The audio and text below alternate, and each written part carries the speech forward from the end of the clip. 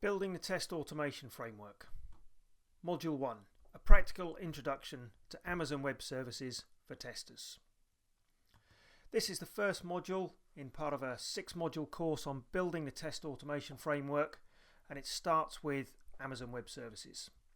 We're going to use AWS, and more specifically Elastic Compute Cloud, to build our test environment and automation system.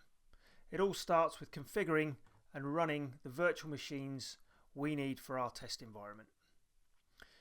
In this module, we're focusing on building a control machine, which will be a Windows 2008 box, and a Linux machine, which will be Ubuntu, which will run our application under test. 6 key areas to setting up AWS. 1. Creating the AWS account. 2. Configuring the security groups. 3. Creating the key pairs that we'll need to connect and decrypt our passwords. 4. Creating the virtual machines, or as Amazon calls them, instances. 5th, connecting and configuring Putty so that we can talk between our Windows and our Linux machine. And lastly, we'll talk a little bit about monitoring AWS usage and making sure you run your virtual servers down. But before we get into this, a little bit on why we use AWS. 1. It's fast to get set up. You'll see this in a minute. 2. There's no provisioning or messing around with hardware and operating system installs. 3. You can increase the capacity or completely shut off the capacity on demand as and when you need it. And fourthly, you only pay for what you use. There's no concept of paying for everything up front, and if you don't use it, you've still paid for it. You pay for what you use. A couple of prerequisites.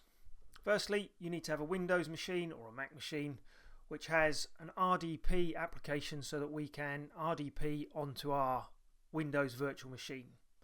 Secondly, you'll need a credit card, a valid credit card. When you sign up for an AWS account, they will require you to enter your credit card. Everything we do on this course will be based around using the free tier, so you shouldn't be charged, but Amazon still demand your credit card before they'll set your account up.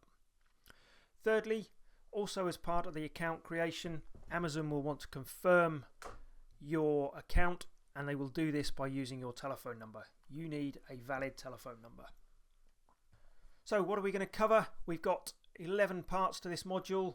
They range from creating an AWS account. In part 2, we'll talk about some of the fundamentals and the terminology. Part 3 and 4, we'll talk about security and creating our key pairs. 5 and 6, we're into running up our Windows and Unix instances. 7, we're looking at the connections to the Windows machine. And 8 and 9, we're looking at installing Putty so that we can connect to our Linux machine. Part 10, we're just going to talk a little bit about the difference between terminate and stop when we shut down our instances. And finally, in part 11, we'll look at how to check your AWS spend and monitor your account usage. Part 2, AWS Fundamentals. In this part, we're going to look at some of the terminology and concepts for AWS. We're going to cover services, zones and regions, the management console, EC2 instances, the images and the AMIs, Amazon Machine Images, and storage, and a few basics on networks and security. First up then, services. Amazon provide a range of different services, and a service can be thought of as a type of work a particular cloud resource provides. They're all listed on this management console. These services are also grouped into categories like compute, storage, database, and application services. Next, zones and regions. In the top right corner, you'll see a list of zones. These are used to reduce latency between the end users and the services that are provided. Amazon provisions these services in data centers located in different regions. When you start a service, you'll want to make sure that you have the correct region selected so that the service is started in your region. This is also important when it comes to creating your virtual private clouds, security groups, key pairs. They're all linked to a particular region. Select your region and stick with that region. The management console. When you select a service, the management console changes to present a number of different panels. In the EC2 service management console screen, you'll see we've got the nav bar at the top, we've got the region selector again, we've got a navigation panel on the left hand side and the content page. It's from here that you'll start, configure and manage the services you need. EC2 then. This is an abbreviation for Elastic Compute Cloud. Essentially, this is the service that delivers resizable computing capacity. When you select EC2 in the management console, you're given the capability to start instances, configure them, and manage those virtual machines in Amazon's cloud. So EC2 instances, from the management console, you can run up and configure virtual machine instances which will run all sorts of different operating systems with different hardware platforms and a range of different default software installed. Each virtual machine you run up is referred to as an instance. In this example, we have 2 virtual machine instances that we've run up and configured. EC2 instance types. Each instance you run up will be part of a specific type. A type defines the CPU, memory, storage and networking capability of the instance. Each instance type is then given a name, and more details about those instance types can be found on the Amazon Web Service website. As part of this course, we'll be focusing on using the T2.micro instance types, which have 1 virtual CPU, 6 CPU credits per hour, and 1 GB memory with EBS storage. Images and AMIs. Each time you launch an instance and you start this virtual machine, you don't want to have to install and configure the operating system and additional software from scratch. To save you building the instance from scratch, Amazon gives you the capability to start the machine with a predefined image already installed. These images are known as AMIs. For the purpose of this course, we're sticking to free tier AMIs, and if you check this box, you'll see all of the free tier eligible AMIs. So for example, we've got Amazon Linux AMI.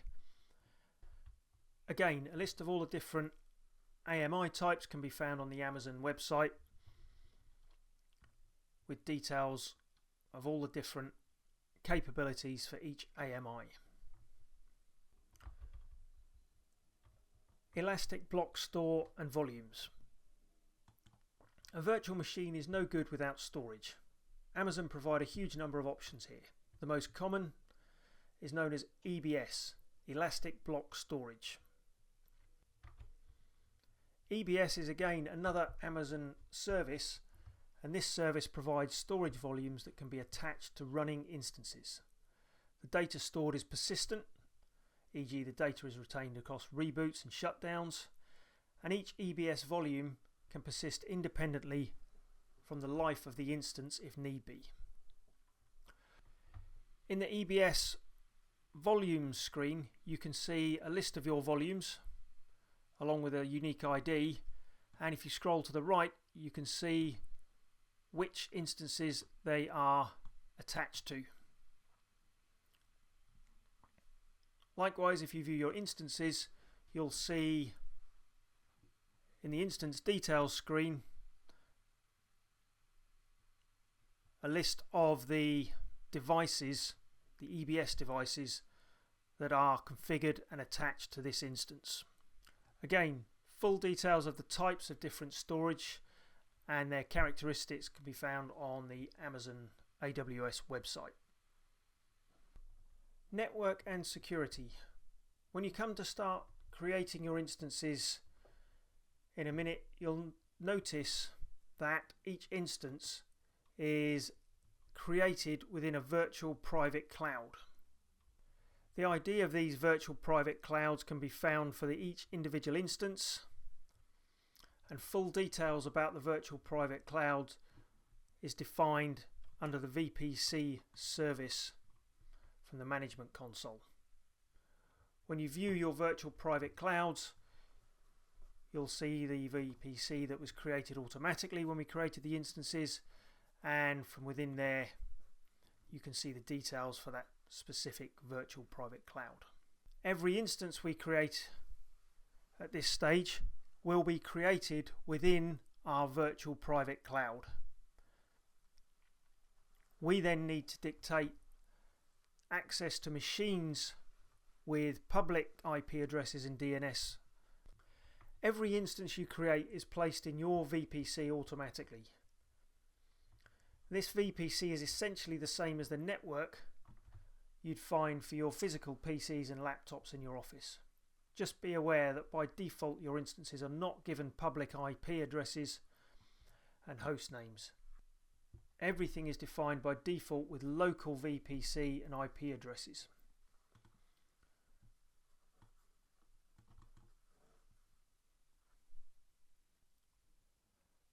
For example, when you look at your running hosts and you select an instance, you'll see that no public IP or public DNS information is provided. You have to configure this separately. Security groups. Built into the whole AWS framework are some pretty clever security capabilities. Key to running our instances is the concept of security groups that are defined under the network and security entry in the navigation panel. Each time you start an instance, you specify the security groups that you want to associate to the instance, and the instance inherits the rules from that specific security group. Those rules, for example, might be firewall rules that dictate inbound connections for HTTP from a particular source machine. Key pairs. AWS uses key pairs to encrypt and decrypt login details. These are the login details that you'll need to access both your Windows and Unix instances. The concept here is that we create a public and a private key. Amazon encrypts the passwords with the public key, and when it provides you with the encrypted password, the only person that can decrypt it is the person holding the private key, which is you.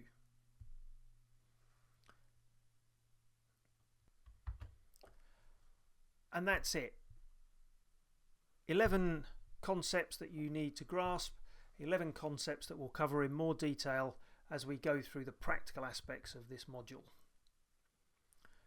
So in the next part, part 3, we'll look at configuring security groups, and from there we'll start creating images and using key pairs to build up our automated test environment running on AWS. Part 3, configuring security groups. You can configure these security groups following 4 steps. First, make sure that you have the right region selected. Security groups are specific to regions. You cannot share them across regions. Second, click on security groups in your EC2 area dashboard, and from here you can create security groups and modify existing security groups. When you create a security group, you define the name, the description, and then dictate the inbound and outbound rules. So for example, when we add a rule, we can say that we want inbound traffic from SSH, which comes in as a TCP protocol on port 22, and we can even go as far as dictating the sources from which will allow that connection. If we want to, we can specify the IP of the machine we're on now, or we can say anywhere, which is relatively unsecure, or we can define custom IP addresses in a range in here. As part of this course, we'll need to set up 2 new security groups, one for Unix application under test machine and one for the Windows master machine. And you'll also notice that a default group is created automatically, and this group will have a source ID that refers to the actual security group name. It's a circular reference if you like, but it just means that any instance in this security group can access any other instance in the same security group. So every machine within our virtual private cloud that has this security group linked to it can talk to any other instance in the same virtual private cloud. Part 4. Creating a security key pair. You'll need to create security key pairs so that AWS can encrypt passwords and you can then decrypt those passwords. When you create these key pairs, you will be provided by AWS with a private key, and you'll need to keep this key safe so that you can use it to decrypt passwords at a later stage in this process. To create your key pairs, there's 5 steps. Click on Key Pairs in the navigation panel. Click on the Create Key Pairs button. Provide a name for your key pair. And at this stage, AWS will give you a download, a file with the private key in automatically. You just need to be aware that in your downloads folder you will find a file with a .pem extension that contains your private key. Look after this file, don't lose it, we need it later. Part 5. Running up the Windows instance. We need 4 pieces of information to set up our Windows instance. The first is the AMI, the Amazon Machine Image, and we're going to use a Windows Server 2008 R2 base. We need the instance type, which dictates the hardware and the configuration, which will be a T2 micro. We need to link our security group, which will be the Windows Master security group we've already created. And we need to use the private key, the .pem file that we just downloaded in the previous module. 8 steps to creating this. First, we need to go to our EC2 dashboard, and then we can click on Launch Instance. We select the AMI. The easiest way to do this is to make sure we select and filter on the free tier only, and then in the list we should find Microsoft Windows Server 2008 R2 base and a specific AMI unique ID C5A7BEA4. Select this and then select the instance type. We want to make sure we stay within the free tier, so we're going to select T2 micro. Next, we need to configure the instance. We can just keep to all the defaults here, but a few things to call out. The network is our default virtual private cloud that Amazon created for us, and the shutdown behavior is set to stop rather than terminate. More about that later. Next stage, we need to add some storage. Again, we can select the defaults here, so we end up with a root device with a 30 gigabyte drive. Then optionally we can add some tags, so we might have a name for this machine and you may call it Windows Master, for example. Then we associate the security groups with this instance. We want to select an existing security group. We will select the default security group so that anything within our virtual private cloud can connect to this instance. And we want to select our Windows Master configuration that will allow us to connect from outside using RDP and HTTP and HTTPS protocols on the various ports. Next, we'll review the settings and click Launch, at which point AWS asks us to select the key pair used to encrypt the password for this machine. As we've already created our key pair, you should be able to select that key pair, acknowledge that you have got access to that .pem file that was downloaded into our downloads folder. We'll need this file to decrypt the password that AWS provides us with in a minute. When we launch the instance, you should see a new instance entry on our dashboard, EC2 Management Console. So at this point in time then, AWS is initiating and running up this virtual machine or instance, and when that's complete you will see the instance state transition to running. When we view the details for this instance, a few things to call out. We have a public DNS value here. This will need to connect to our instance from outside of our virtual private cloud. We have the instance type, which is a T2 micro. It has a unique instance ID. We can see the virtual private cloud that it's contained within, the EBS storage device and details,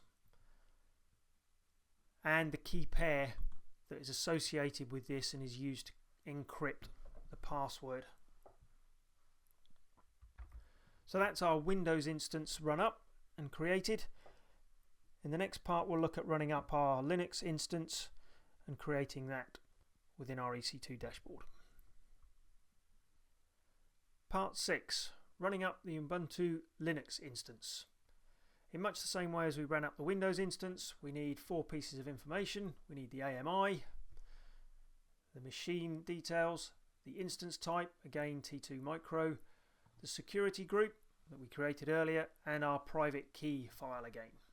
So within the EC2 dashboard, launch instance again. This time we'll want to select Ubuntu server 14.04, clicking free tier only again.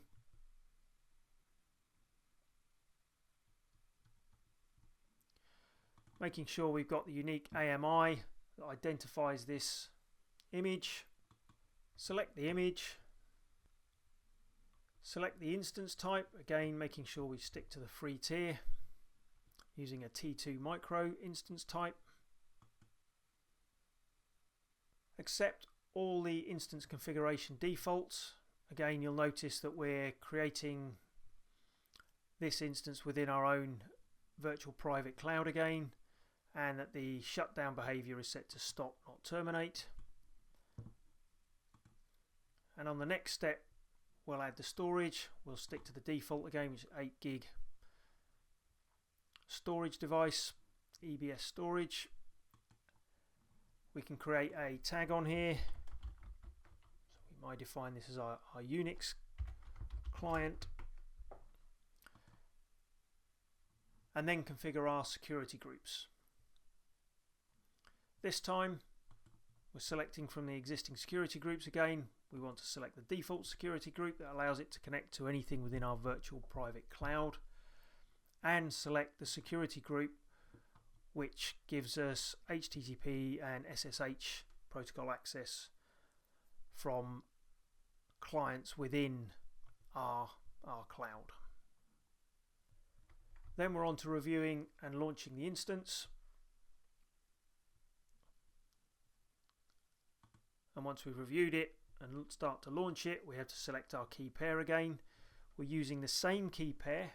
We'll need that same private .pem file, but this time we'll be using it when we come to connect to this machine using SSH and Putty. So click acknowledge, launch the instance. Once the instance has been launched, we'll see it within our EC2 dashboard.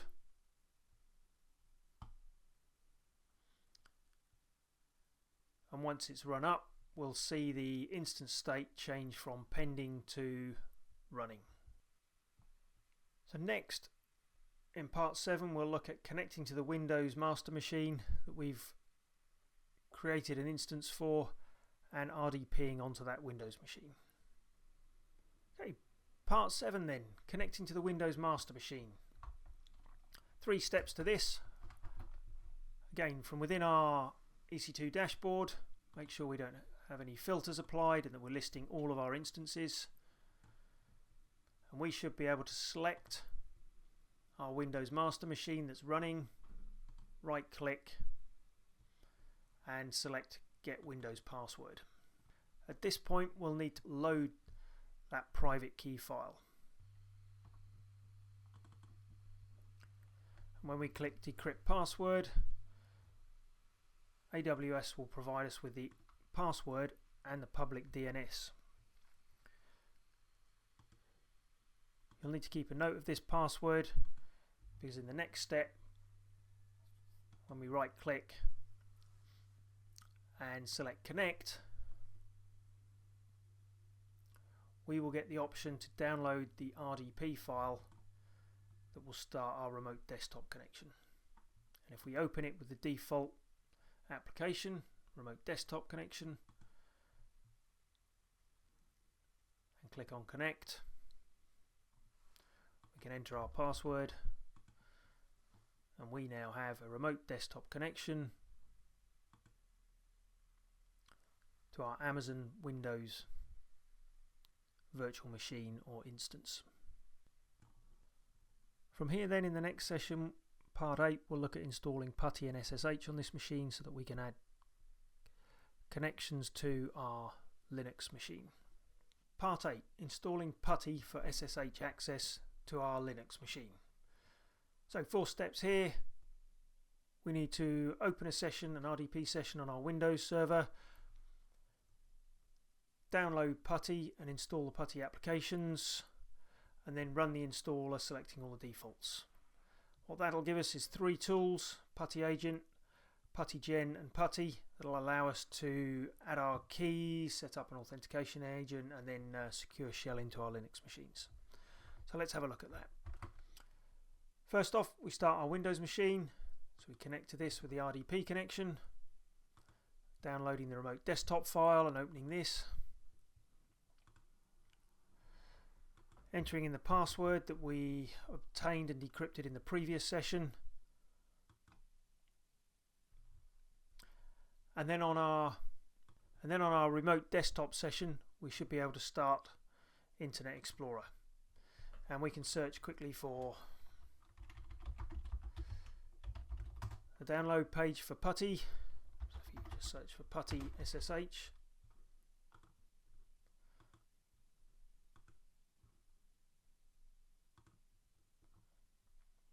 and you want to go to this website, the greenend.org.uk site, click on the download link, and on here there is an installer, a Windows installer, which has all of the Putty applications that we need. We can either save it or run that directly from the website, and the installer then takes us through a few steps to install the suite of Putty applications.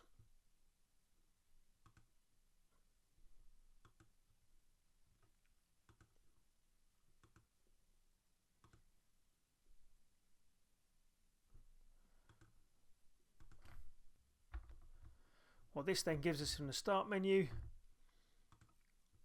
if we look in the Putty folder, are 3 applications that we'll need to use. Putty Agent, which stores our secure key or our private key. Putty Gen, which allows us to convert our private key into the correct format for the Linux machine. And Putty itself, which makes the connection and gives us a secure shell onto the Linux machine. So we'll look at using all 3 of these applications in the next part of this, which is connecting to the Unix client machine.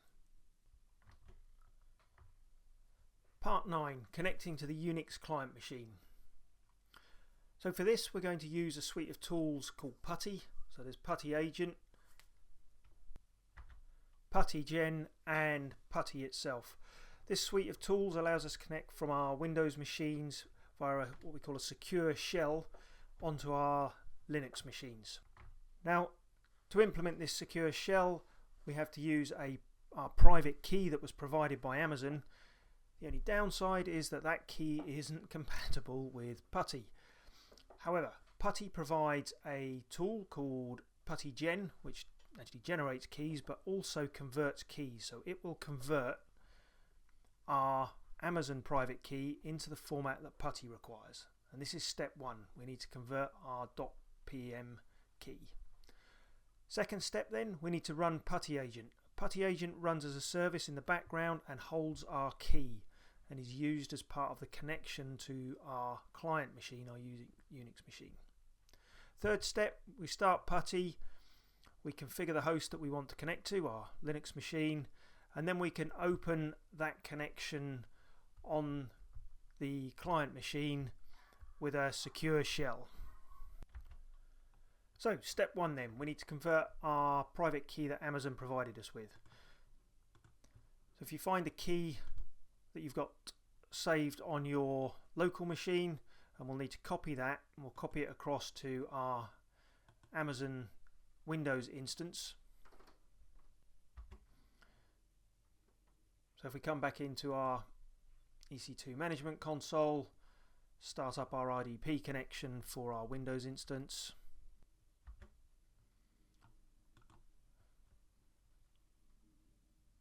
Having first got our password that we decrypted in one of the previous sessions, so right click on Windows, select Connect,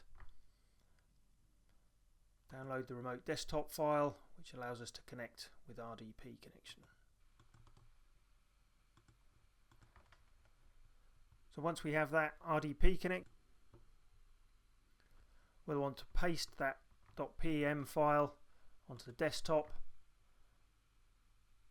and then we can use Putty Gen to convert it into the correct format for Putty. So open up Putty Gen, load the key that's on the desktop,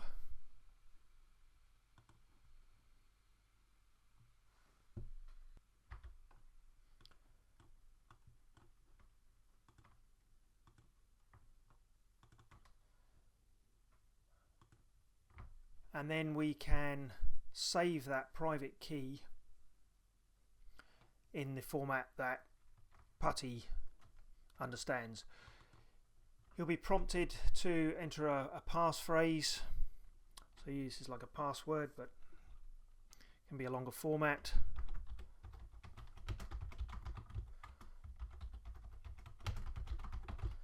And when you load the private key into Putty Agent, it'll ask for that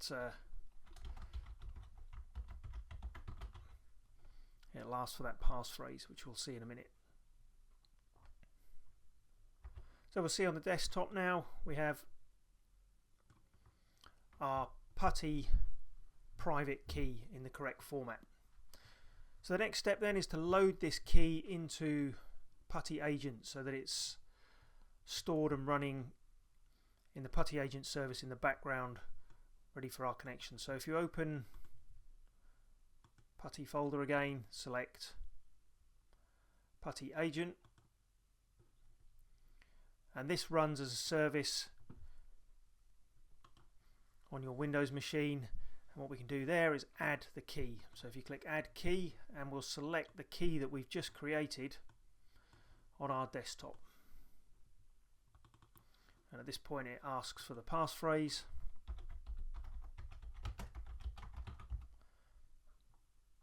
And we now have our private key stored in the Putty Agent application. And if you click on View Keys, you can see the key that's been stored in Putty Agent. So third step then, we need to configure the connection details in Putty itself. So if you open Putty,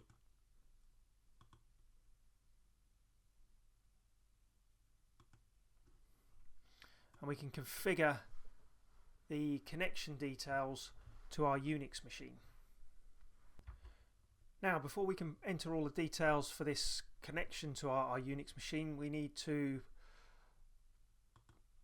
find the IP address for our Unix machine. Now, because we're working on our Windows machine within our virtual private cloud, and we're connecting to the Unix machine within that same virtual private cloud, we can use our private IP address. So this will not work from outside of our virtual private cloud, but it will work from our Windows machine inside the virtual private cloud. So we can paste the IP address in there.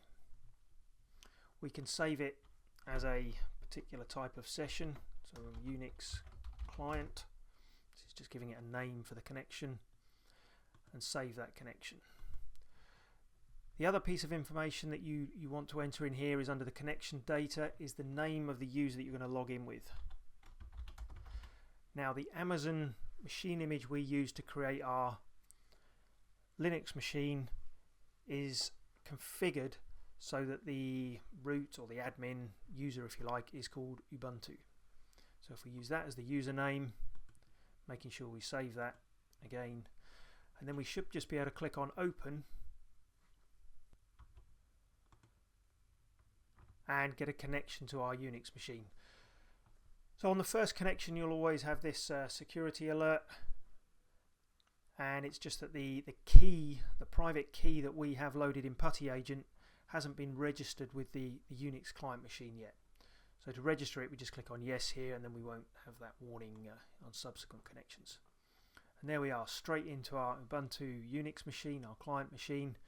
And if you exit from that and come back down to the taskbar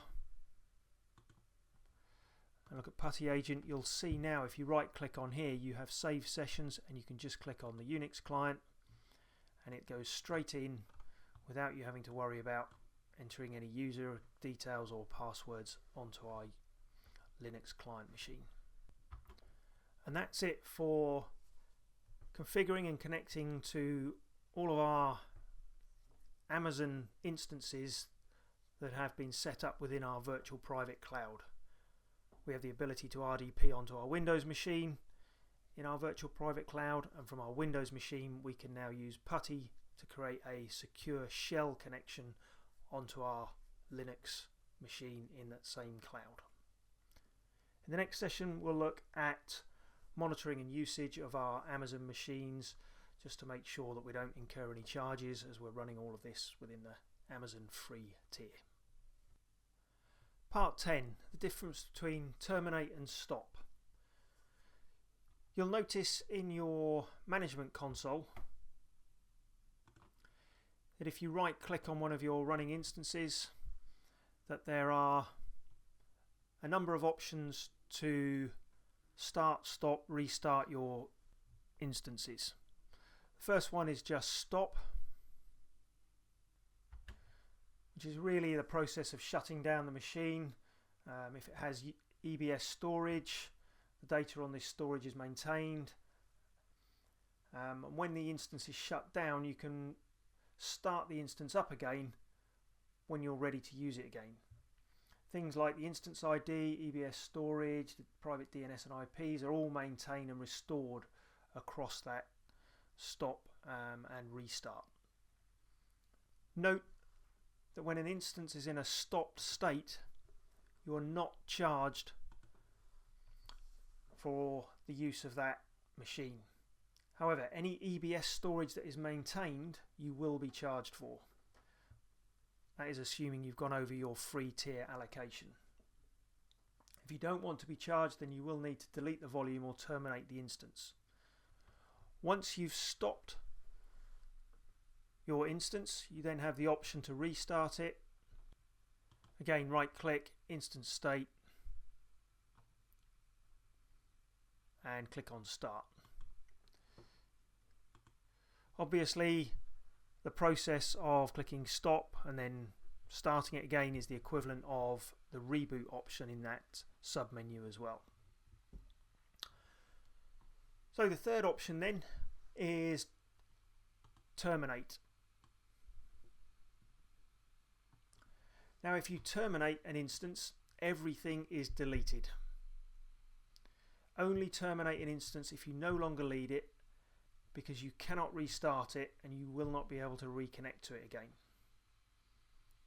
So only use this option if you don't need the data anymore. You can also use this option if you want to make absolutely sure you're not going to be charged anymore. Any EBS storage you have with it when you terminate is deleted too, so there'll be no EBS charges associated after you've terminated the instance either. During our training course over the next 6 modules, we want to make sure that we don't terminate these machines. We want to make sure that we only ever stop them, reboot or start them. We don't want to lose any of the data that we've installed or set up on these machines, which would happen if we use the terminate. So one final tip: to make access easier to our EC2 service and our virtual private cloud service, if you click on the edit button, we can drag the EC2 icon up to the bar at the top, and we can do the same for VPC, and we then have fast access to our EC2 dashboard where we can get to our storage as well, and our VPC service where we can set up and configure our virtual private clouds. In the next session we'll look at how to keep an eye on your AWS spend.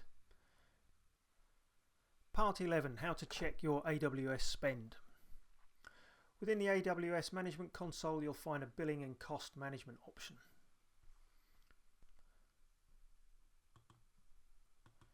Within here you'll see what your current balance is and what your estimated future billing charges are going to be. As I say, all of this course is implemented using the free tier on the Amazon Web Services, but it's advisable to keep an eye on this and monitor it to make sure that you're not going to go over that free tier usage setting. The key part you want to look at really is the top free tier services by usage, and that gives you a figure for your month to date usage in relation to what the free tier limit is.